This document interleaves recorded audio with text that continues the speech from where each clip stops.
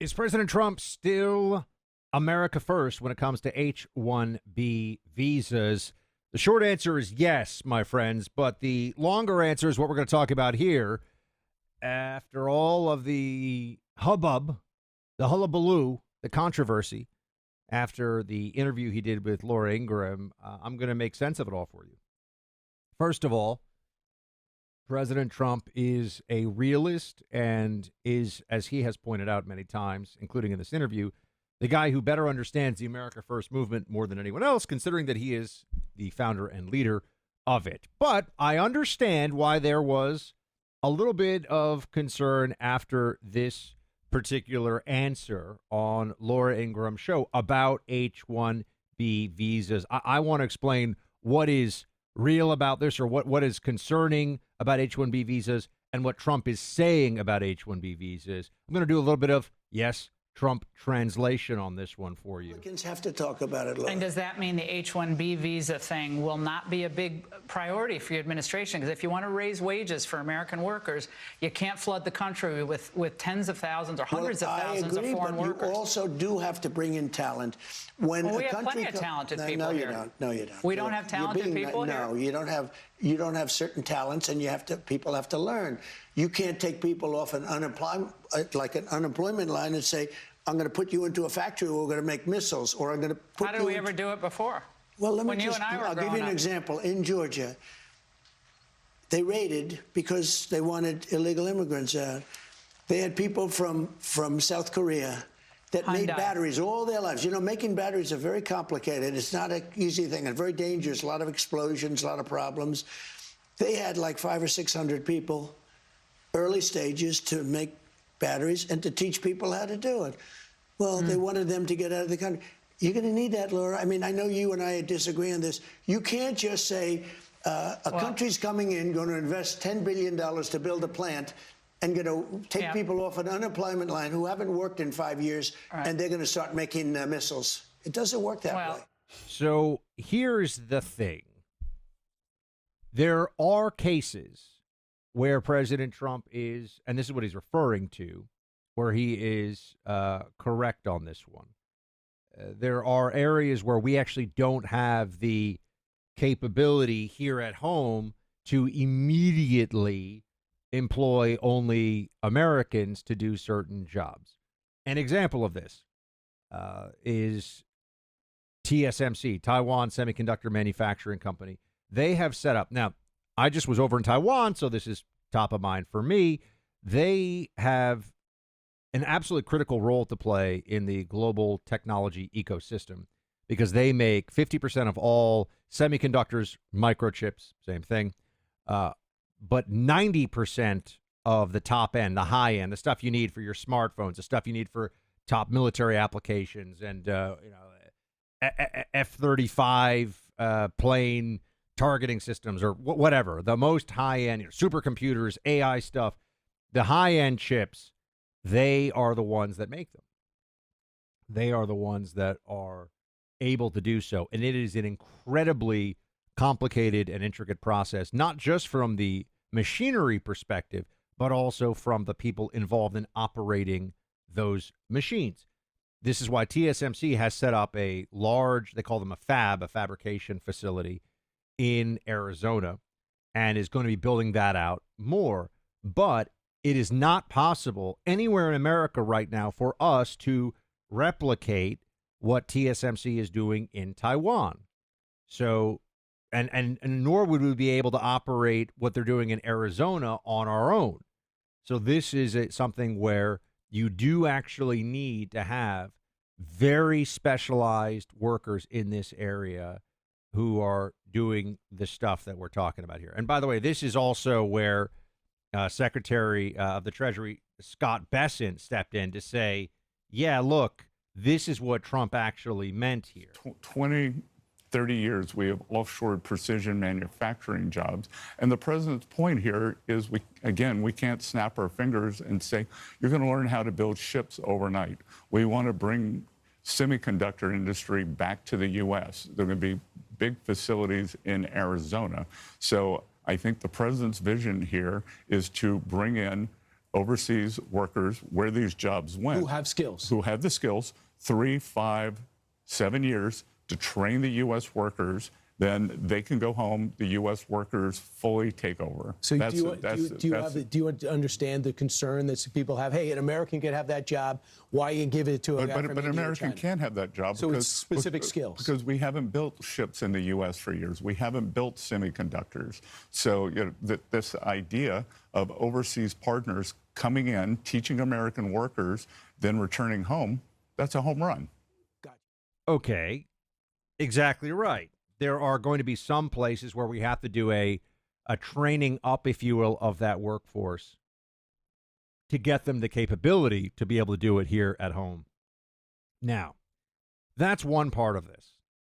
But we got into this about a year ago. There was a very contentious exchange that was happening online involving Elon Musk and on Vivek Ramaswamy and a number of people on X when it came to this issue of foreign workers in America and H-1Bs. H-1B visas are very much abused. And it is clear that they have been used by a lot of companies to do something that's really gross. You see, they underpay. They pay below market wages for some of these jobs. And you say, well, why are they able to do that? Well, they're able to do it because these individuals are tethered by their H-1B status to the company that sponsors them. So they can't just get up and go to some other company that easily. They have to stay where they are. And so that means they can be underpaid and also just not treated as well as they would be in other circumstances if they were Americans or permanent residents here. So that's one part of it. But the part of it that's really also very gross is that these companies know that there's another major incentive for people to be here on H-1Bs, and that is they can then use that as a pathway to try to get a green card, and they can then use that as a pathway to bring their whole family here, chain migration. So there's a big incentive for H-1B individuals that isn't financial, but is status related to being here. And let me add, the rest of the American people are the ones who then are going to pay for that family when they get here, pay for their benefits, deal with English as a second language challenges, or all these different things. They socialize on the American people the costs of the immigration advantage that they may have with this.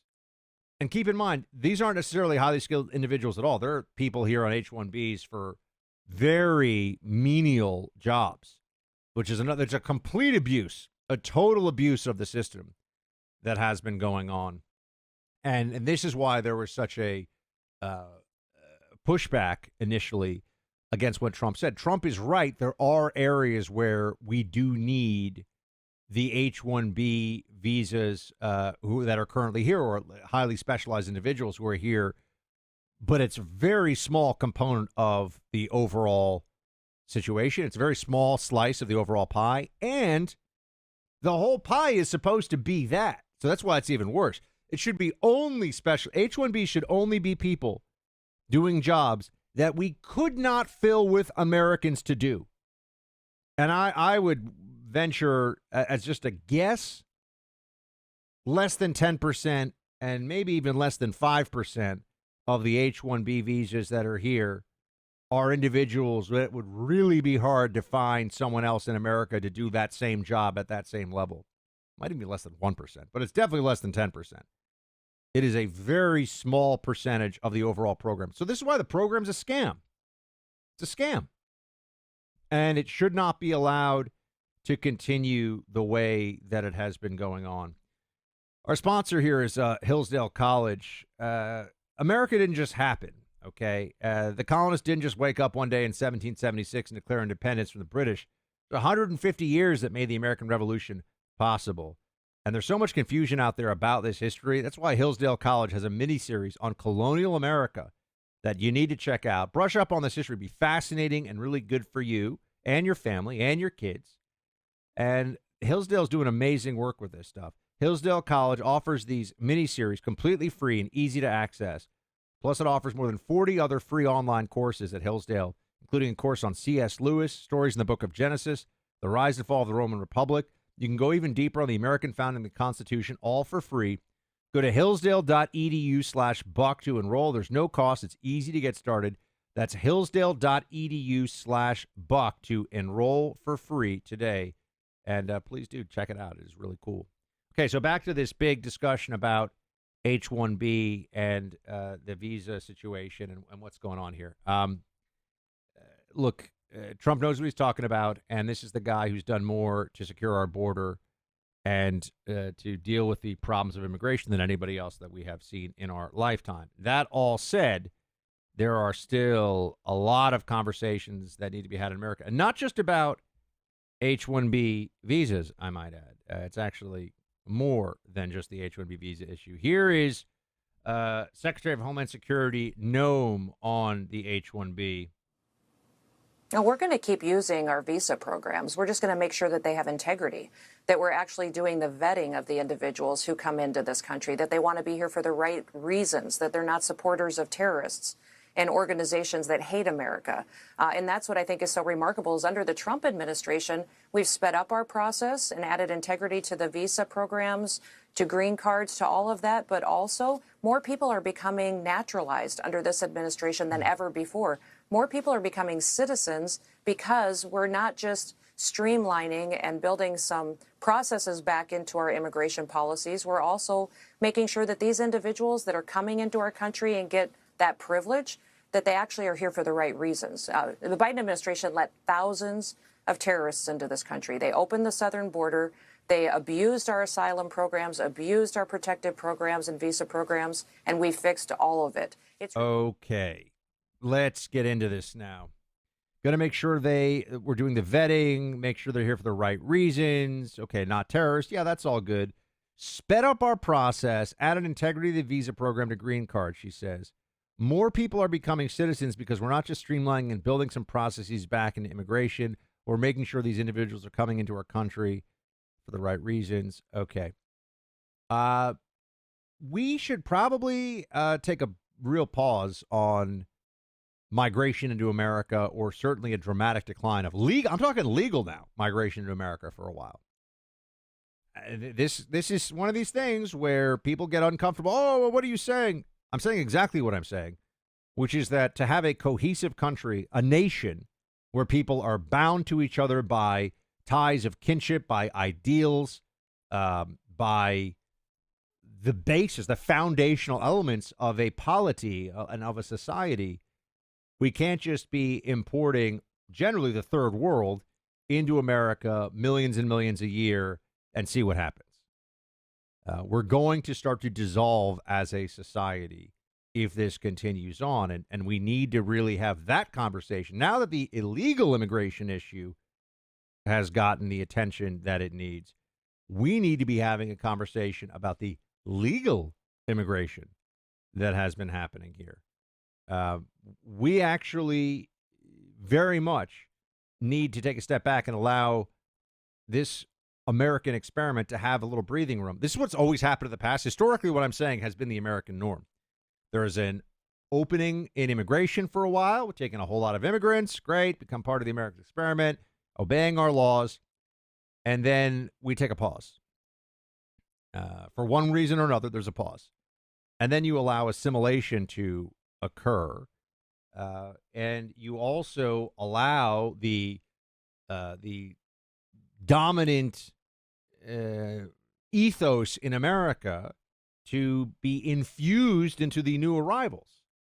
And that is a very important and very powerful process, and it needs to be happening here.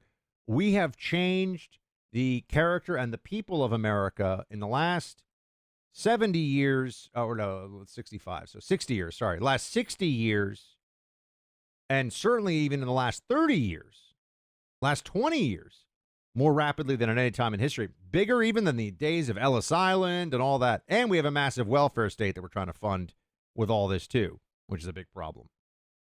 We need to have a timeout here. Now, for people that have extremely valuable skills, I mentioned the TSMC workers, people that have extremely valuable skills that we need and that's very apparent. Yeah, of course, we still should have some some visas for temporary workers, some students that are allowed to come here. 600,000 Chinese, though? No, we do not need that.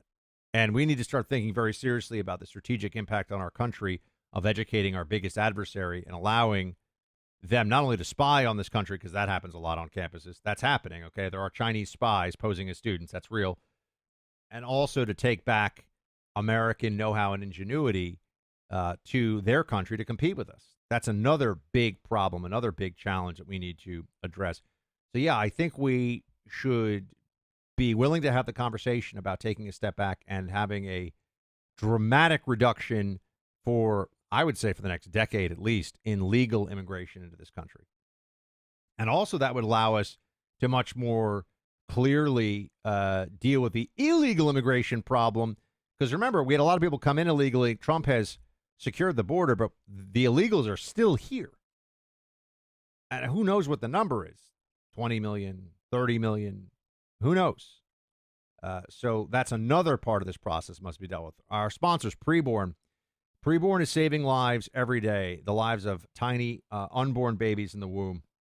And what they do is they welcome mothers into their clinics and they say, hey, look, I understand you're under a lot of pressure, a lot of stress. You're scared, but we're here for you. The Preborn clinics are here to give you love and support and want you to meet your baby.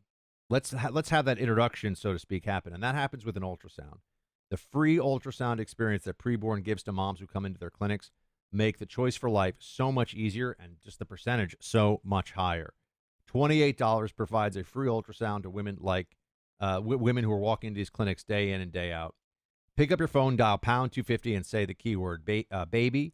That's pound 250, say baby, or donate securely at preborn.com/buck, preborn.com/BUCK. Sponsored by Preborn. And then we have J.D. Vance. First of all, I've heard a lot of the criticisms, the fear that we're going to have a brain drain. If you go back to the 50s and 60s, the American space program, the program that was the first to put a human being on the surface of the moon, was built by American citizens, some German and Jewish scientists who had come over during World War II, but mostly by American citizens who had built an incredible space program with American talent. This idea that American citizens don't have the talent to do great things, that you have to import a foreign class of servants and professors to do these things, I just reject that. I actually think we invest in our own people, we can do a lot of good. You've heard that criticism in particular as the president has talked about cracking down on foreign student visas and their abuses, but I think that's actually an opportunity for American citizens to really flourish. And here's the talking about this issue, and I think look, Americans have done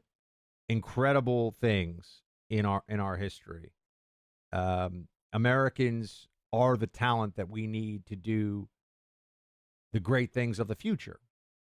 And that's also why I think the H-1B thing, and this is where Vivek Ramaswamy with his, we don't have a culture of excellence. We like the quarterback of the football team and not the mathlete or whatever. That's not true. It was bizarre. And I'd also want to say, honestly, I was surprised by Vivek on this one. I thought it was one of the most tone deaf and strange and self-defeating posts from a prominent figure in Republican politics I'd seen in a long time. It was very strange. This is a year ago, but I still remember it. I was actually on vacation when I saw it, so I didn't really get engaged, online with it because I was trying to stay off Twitter. But I did see this and I read about it. We don't need non-Americans to make America great. We actually can make America great with just Americans. And we do have a culture of excellence here. It's why we're the greatest country in the world, and no other country is anywhere near what we are in terms of our greatness. So I appreciate that we do not have to import other people. And J.D. Vance's point here is very powerful. We do not have to import other people so that we're able to achieve great things. There is no basis for that in our history, in fact. If you are to look at what we've been able to do, what we've been able to accomplish, it is overwhelmingly the case that it has been Americans who have done the incredible things. It has been the Americans who have been changing the world that we live in today. I believe we're entering a once-in-a-century opportunity for Main Street investors. Over the next 3 years, President Trump is going to continue to free the markets from Washington red tape and job-killing regulations. We'll see life-changing stock market gains in defense, finance, healthcare, energy, so many areas. We're talking hundreds, maybe thousands of explosive opportunities as artificial intelligence transforms the U.S. economy. But here's the truth. Most Americans will miss out on grabbing the biggest fortunes. I don't want that to happen to you. That's why I've launched something brand new, an e-newsletter called Money and Power. For too long, insiders have locked the biggest opportunities behind closed doors, but now I'm busting it wide open to give you early looks at the wealth opportunities that are shaping America's future. I explain all the exciting details in an interview online. Go to offair2025.com right now to check this out. Offair2025.com. Paid for by Paradigm Press. Thanks for hanging with me today, team. Shields high.